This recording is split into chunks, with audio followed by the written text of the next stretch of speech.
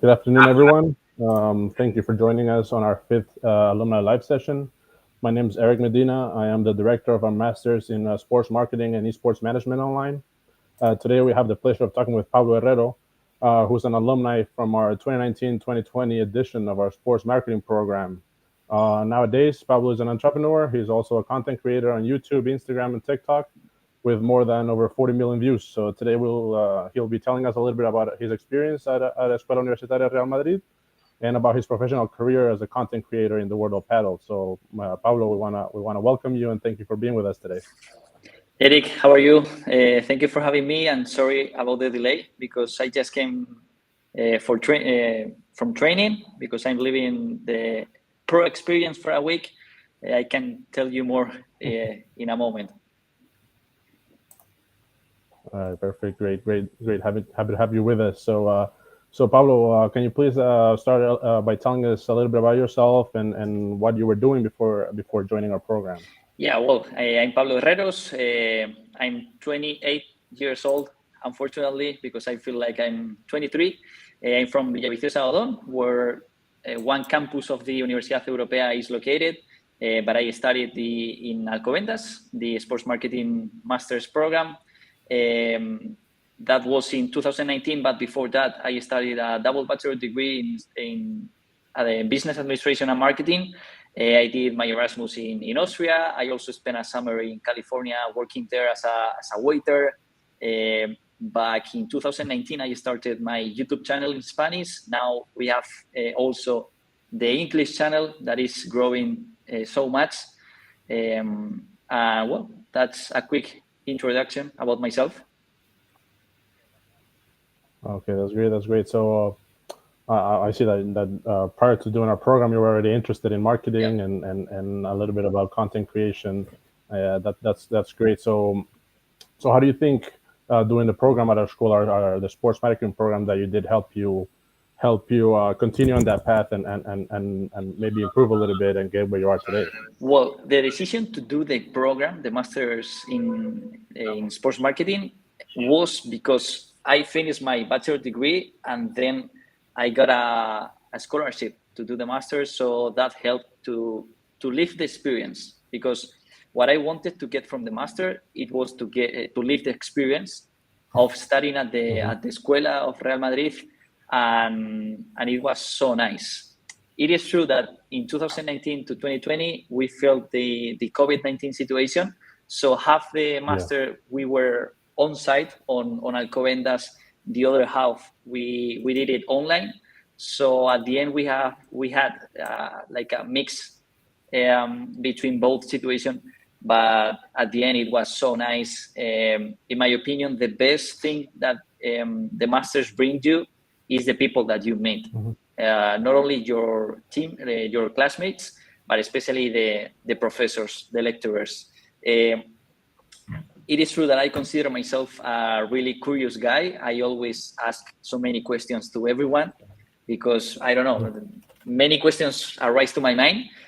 And what I did so many times and bring me so many things, positive things, when I was doing my master's, was to, once the classes finished, I stayed more time talking with the teacher, asking personal questions, asking about his or her career, and that actually allowed me to do my internship in Real Madrid in the sponsorship department.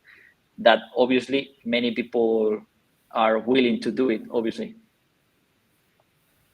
Okay, that's great. So you're talking about how one of the main things that you got from our program was the networking. So how did you guys manage that at the beginning of the pandemic? Because like you were talking, it kind of hit you mid program. How did you guys manage to keep the networking to keep it up because of all the lockdowns and the, everything that was going on around the world? Well, Ricardo, the director that we had at that time, helped us a lot because at the end, all the classes, all the lessons were online. So it was harder to meet people, but at the end, he created some email chains to exchange contacts with the Semana Blanca also. And at the end, all the teachers, even though they were online, it was an opportunity to meet them. So at the end, I took that. I took advantage of that opportunity, and was super nice to meet people, even though it was online. Okay. Okay. So what does it mean to you nowadays to be one of the people who's most supporting the growth of a sport like paddle, which is very big here in Europe, but in other parts of the world isn't as popular or as well known. Well, I don't consider myself as one of the people that is helping most, but I love it. Actually, when I started the master in 2019, I asked, or at least I talk about paddle. So my classmates, I will say 60% of my classmates that were not Spanish didn't know anything Mhm. about paddle. They didn't know if it was an sport, a dish or whatever. But now I've been in the masters this year, taking a lesson about content creation, and everyone Mhm. knew was paddle. So paddle is evolving so fast, is growing so much, and I just simply love it because I love paddle.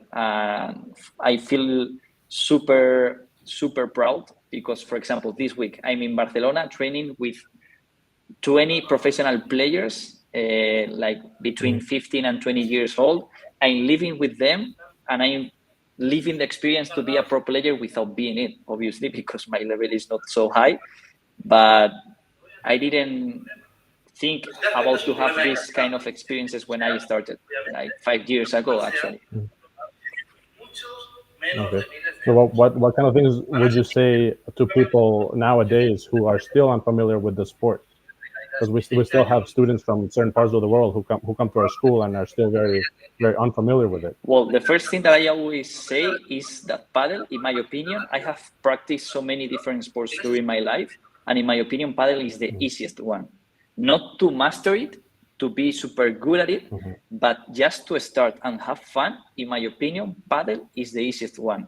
Is the opposite to golf, that in my opinion is the hardest one. Even though the ball is stopped at the turf, I can hit it the ball in golf, but paddle is like when you go to the beach with your friends and you start using the paddle to pass the ball. It's super similar to that, and from the very first moment, you can have fun. Okay. Okay. So when you decided to join the sports industry and get into what you're doing now with marketing and paddle and content creation, um, do you think you would get to where you are today with over 40 million views in all these different social media platforms No, and whatnot? no, not at all, not at all. Because it is true that when I started the YouTube channel was because I wanted to do my internship during my bachelor in the sports industry. And back in 2019, paddle industry was so small that the opportunities were nothing. So I thought that how can I create value to myself that one Hmm. day someone can call me, can contact me, and can propose me to work for them or for him or whatever. So I thought to create content about the professional tour was a good idea.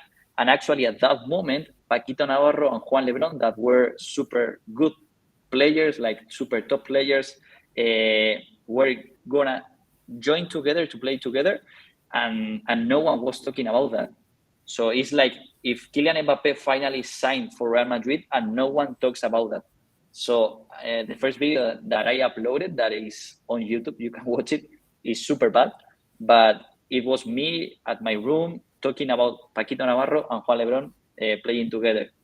That video got 20K views. So Hmm. that moment when I realized that I got 20K views and my town, Villaviciosa, is about 27, it was like, oh my God, almost the whole town have watched the video. So I continue making one, making two, making three videos. And it is true that when I finished the master's degree, I thought to myself, well, I don't know what can I get from the YouTube, but let's see. So I don't have the answer that where I want to be in the future, but I just continue. Hmm. That's my philosophy. Okay, okay. So I had a question because Yeah, you were telling us how you managed to achieve an internship at Real Madrid. So working with this organization, what made you go back into paddle and not stick with a sport that it's at that point and nowadays still more well known? sorry. So you were telling us about how you were working prior in paddle, and then you Yep, went in you had an internship yep, with Real Madrid, and then after your internship you decided to go back to yeah, paddle, even though it was still a sport that wasn't as popular as soccer or football yeah, is. So what made you go back and not stick with a more well known and more yeah. spread out Well, sport? first of all, the passion, because it is true that all my life I used to play football. I love Real Madrid. I love football. I love to play football. Actually, I'm still playing football, Hmm. but the passion that I have about paddle is even bigger compared to the passion that I have about football. That the first reason, and the second one is that the opportunities in football are. I mean, there are opportunities in football, but Hmm. what I always say is that paddle is the Bitcoin in 2012. It's like it's a it's something that is gonna grow so much, but it's as the first stage. So if I take the opportunity now, I think it's a train that I cannot miss because this is growing so fast. In 2019, Yeah. when I started the YouTube channel, paddle was the second most played sport in Spain. That is still the second most played sport in Yep. Spain, but probably in the US were 20 paddle courts. In Italy were 200 paddle courts, and nowadays in Italy, in Sweden, is the second most played sport as well. I was last week in Miami in the US, and paddle now have around 400 paddle courts and are expected to be built this year the double. And actually we are in April, so they have to run in the GCC, Qatar, UAE, Bahrain, Kuwait. Paddle is a drug. Actually, people is crazy about the sport. I don't know if you know, but Premier Paddle, the professional tour, is invested by Qatar Sports Investment. So the Qataris have put money on it, and it's the same Hmm. company that bought some years ago the Paris Saint-Germain. So paddle is taking more seriously, is getting professionalized. So well, I think it's a train that is going well and is going in the right direction. Yeah, it definitely seemed like you made that like you made a right call back then. So we have a question all the way from Germany. They're asking us what inspired you to become a sports YouTuber. The the need to create value to myself. I wanted to work on this industry. I thought, how can I Hmm. create value to myself? Because I didn't was a good. I didn't uh, was I wasn't be a good player. I didn't know anyone in the industry, especially in paddle. My father has nothing to do with sports, with paddle, so I was alone with a desire that was working in something related to paddle. And now I'm doing this video call in a house close to Barcelona with 15 players in front of me, taking the merienda before the dinner. So I'm living the dream right now.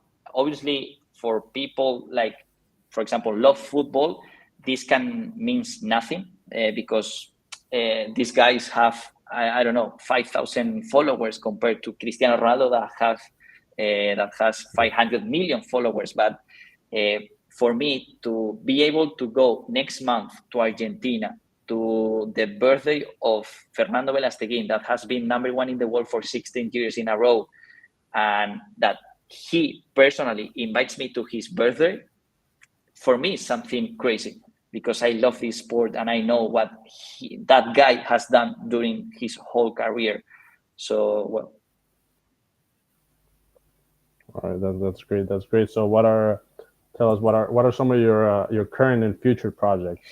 Well, we want to focus more on the English content. It is true that paddle was invented in Mexico in 1969, then was developed in Spain and Argentina at the same time. So it's a sport super Spanish oriented in terms of speaking. And most of the professional players don't speak English. So we have some problems when we want to create content. But for example, this morning we filmed a video with the first top player in Germany, the girl that is called Victoria Hurts, something like that.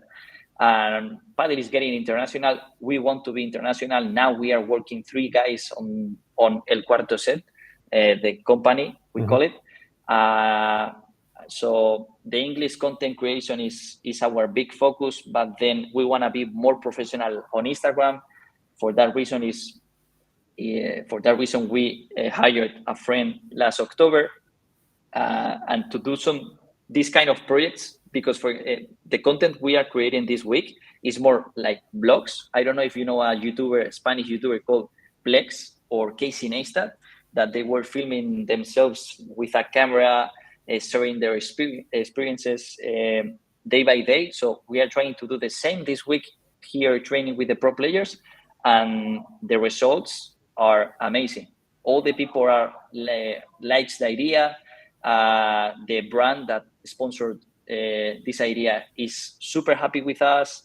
So, well, more crazy ideas will come. I don't know the next step, but well, in 2 weeks we will go to Seville to a Premier Padel tournament. Then we wanna go to Argentina, to Chile, to Santiago.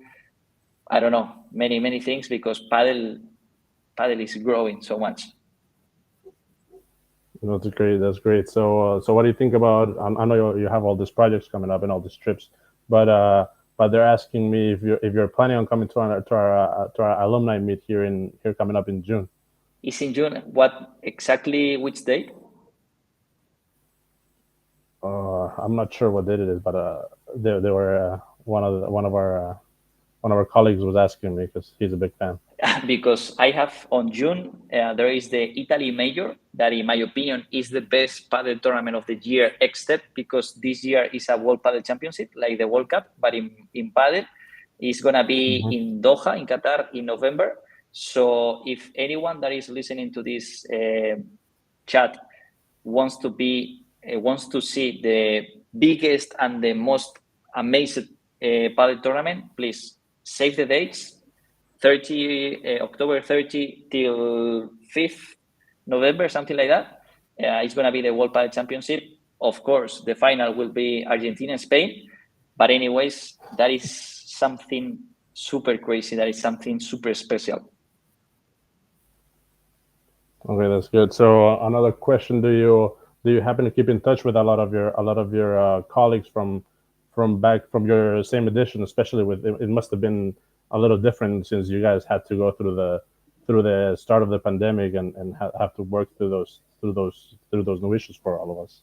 Not so many, but of course I have them on LinkedIn. So it's so funny to see where everyone has ended his career.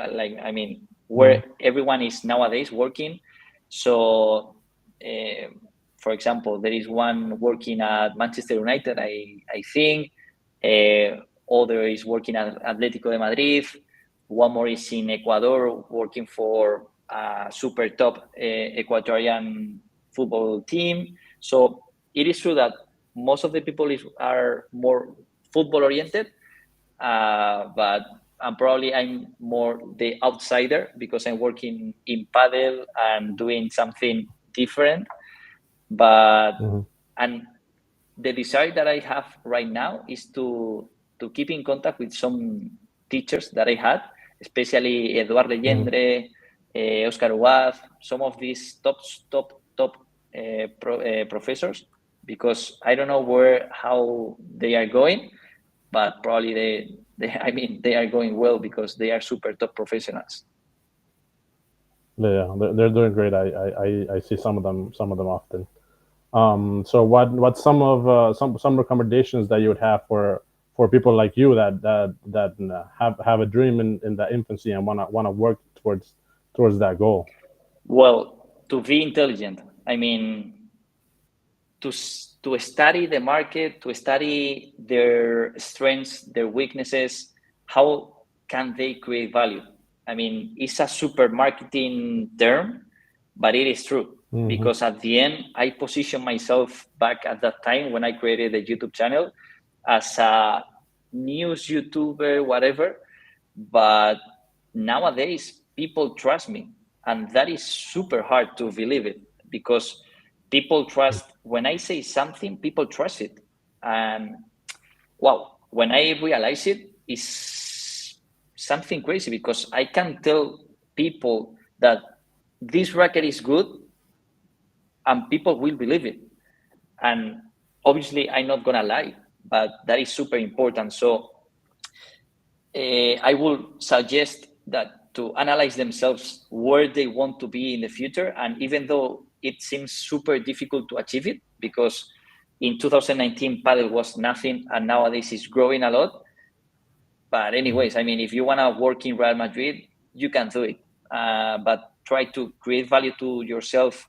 Try to connect with so many people because, and that is super important. You never know who you have in front of you. Uh, don't be rude with anyone. I remember in the Semana Blanca that we had in 2020, David Beckham gave us a lesson, and the main thing that I took from that lesson was that he says thank you and how are you to everyone, to his gardener, to any waiter, to everyone, because at the end he wants to make a good impression to everyone, and he never knows who is in front of him. And it is completely true. I sometimes the first impression that I have from someone is something bad, but I try to recover my mind to think about think differently and not be rude with him or whatever, to be kind, and most of the times that makes the difference. All right, that's great. That's great advice for everyone. So unfortunately, that's all the time we have for today. We want to obviously thank you, Pablo, for your time and for everything you're sharing with us. We want to also thank everybody for joining us today, and we hope to see everybody at our next edition of Alumni Live And play paddle. and play paddle. Thank you so much. Thank you.